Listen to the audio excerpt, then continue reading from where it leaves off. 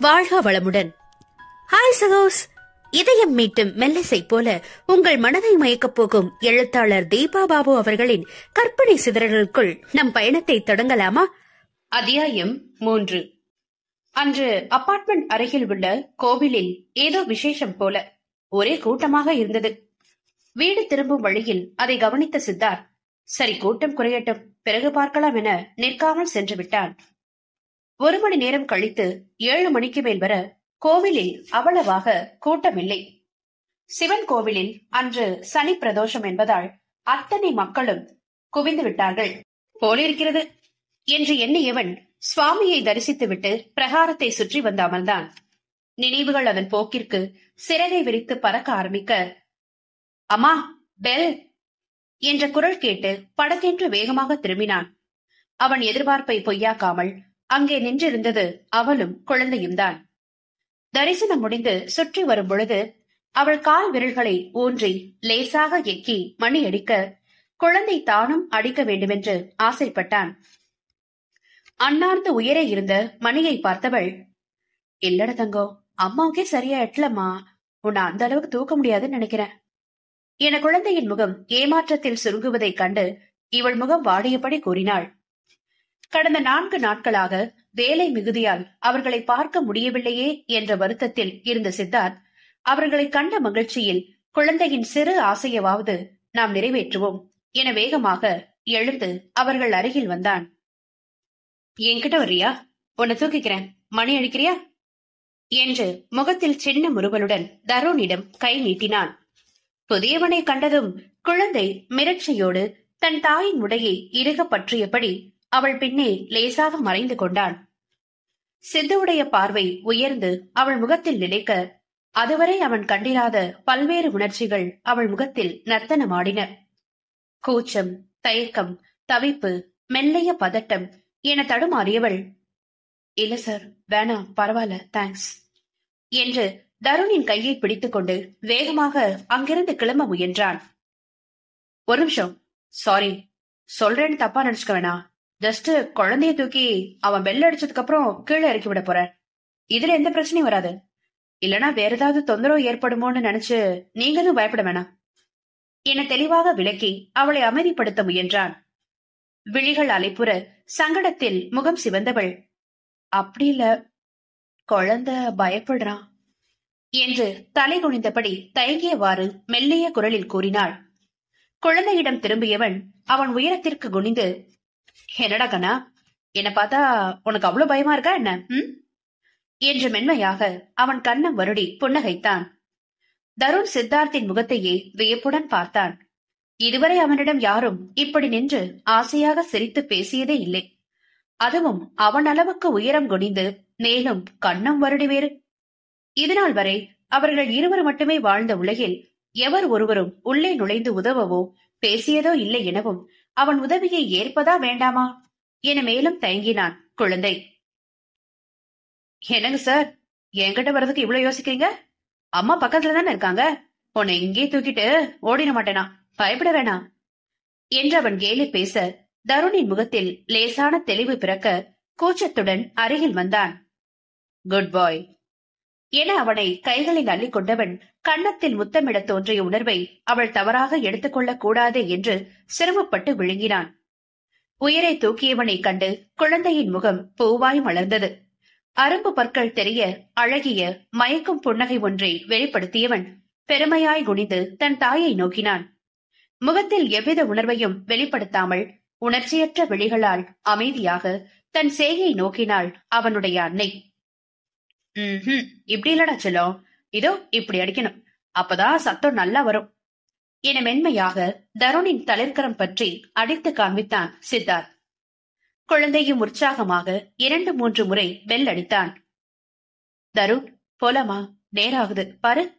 Thanks sir என்று அவன் முகத்தை பார்த்தும் பார்க்காமல் நன்றி உரைத்துவிட்டு துரிதமாக குழந்தையின் கரத்தை பிடித்திழுத்துக் கொண்டு நடக்க ஆரம்பித்தாள் அவள். மனம் முழுவதும் திருப்தியான உணர்வு நிறைந்திருக்க நின்ற இடத்தை விட்டு அசையாமல் தன்னை விட்டு விலகிச் செல்பவர்களை பார்த்தபடி அப்படியே நின்றிருந்தான் சித்தார்த். சிறிது தூரம் சென்றதும் குழந்தை மெதுவாக திரும்பி இவனை ஆர்வமாய் பார்த்தான். லேசான வியப்பு தோன்ற புன்னகையுடன் கையசைத்தான் இவன். அதை கண்டதும் பளிச்சென்ற விழிகள் ஒளிர இதழை விரித்தவன் வேகமாக இவனை நோக்கி கையை ஆட்டினான். அவளோ மடமடவென்று அவனை இழுத்துக் கொண்டு சென்று விட்டாள். கண்டிப்பாக பார்த்திருப்பாளாகத்தான் இருக்கும், இல்லையென்றால் எதற்கு இவ்வளவு அவசரம்? சரி, நம்மால் அவளுக்கு எந்த சங்கடமும் நேர வேண்டாம் என மனதில் தோன்ற ஏதோ நினைவில் அவர்களுக்காகவும் கடவுளிடம் வேண்டுதலை வைத்துவிட்டு கிளம்பினான். நாட்கள் மெல்ல நகர இவனாக தேடி போகாமல் வழியில் அவ்வப்பொழுது அவர்களை விழிகளில் காணுமாறு மட்டும் வாய்ப்புகளை ஏற்படுத்திக் கொண்டான் சித்தார்த்.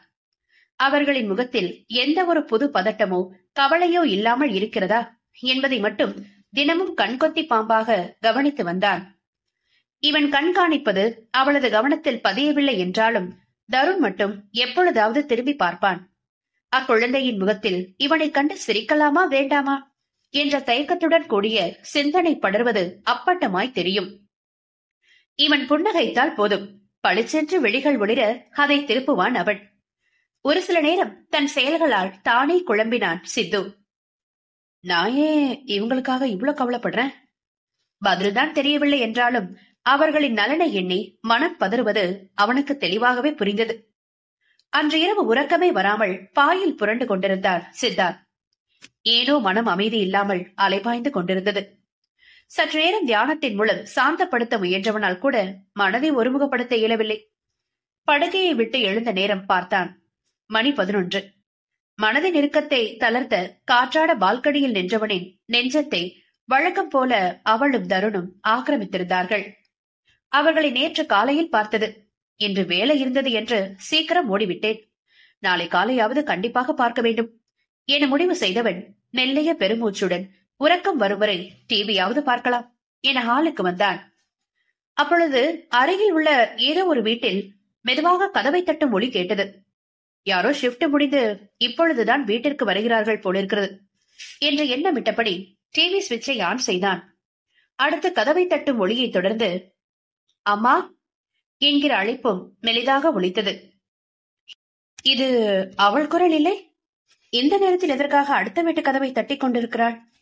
ஏதாவது பிரச்சனையாக இருக்குமோ என்று உடலில் சிறு பரபரப்பு தொற்றிக்கொள்ள ஊன்றி கவனித்தான் சித்து. அவள் மீண்டும் அம்மா என்ற அழைப்புடன் இம்முறை சற்று பலமாக தட்டினாள். பட்டென்று கதவு திறக்கும் ஒளியை தொடர்ந்து, ஏய், உனக்கு கொஞ்சமாவது அறிவோ ஒரு நாகரிகமோ இருக்க வேண்டாம்? அத்த ராத்திரியில அடுத்த வீட்டு கதவை இப்படித்தான் தட்டுவாங்களா என்று பாம்பாக மாறி சீரும் ஒரு பெண்ணின் குரல் தெளிவாக கேட்டது.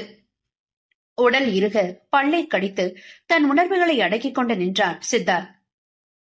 இல்லம்மா, டிவி போடுற சத்தம் கேட்டதாலதான் முழிச்சிட்டு இருக்கீங்களோன்னு தட்டின. குழந்தைக்கு என அவள் தட்டு தடுமாறி எதையோ சொல்ல முயல அப்பெண்மணி எரிச்சலுடன் குறுக்கிட்டாள். அதுக்குன்னு கதவு தட்டுவியா? சீ, அக்கம் பக்கத்துல இனிமே டிவி கூட நிம்மதியா பார்க்க முடியாது போல இருக்கு என்று அவள் பேச வாய்ப்பளிக்காமல் தானாக பேசியபடி கதவை அடித்து சாத்து ஒலி கேட்கவும் அதற்கு மேல் பொறுக்க இயலாதவனாய் விரைந்து கதவை திறந்து கொண்டு வெளியே வந்தான் சித்தார்த். அப்பெண்மணியின் செயலால் ஒரு கணம் விக்கித்தவளுக்கு முகத்தில் பதற்றத்துடன் கூடிய தவிப்பு கூடியது.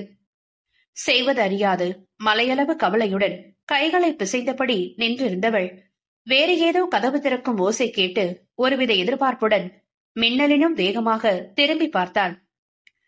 அங்கே சித்தார்த் நிற்க கண்டதும் அவள் வெளிகளில் லேசான ஏமாற்றமும் தயக்கமும் ஒருங்கே தோன்றியது. பாசாங்கு பார்க்க இது நேரமில்லை என அவளிடம் விரைந்தவன், என்ன பிரச்சனை? குழந்தைக்கு எதுவும் உடம்பு முடியலையா என்று அவன் கேட்டதுதான் தாமதம். முகம் சிவந்து இதழ்கள் துடிக்க விழிகளில் மலமளவென்று நீர் இறங்கியது. நேத்து சாயங்காலத்துல இருந்து ஜுரம் அடிச்சது. போன முறை டாக்டர் கொடுத்திருந்த மருந்தை வாங்கி கொடுத்தேன். மத்தியானம் வர கொஞ்சம் பரவாயில்ல, அப்படிதான் லேசா குறைஞ்சிருந்துச்சு. ஆனா 8 மணிக்கு மேல மெதுவா ஜுரம் அதிகரிக்க ஆரம்பிச்சிடுச்சு. மருந்து கொடுத்த குறையவே இல்ல. சரி, நாளைக்கு காலையில ஹாஸ்பிட்டல் கூட்டிட்டு போலான்னு தான் இருந்தேன்.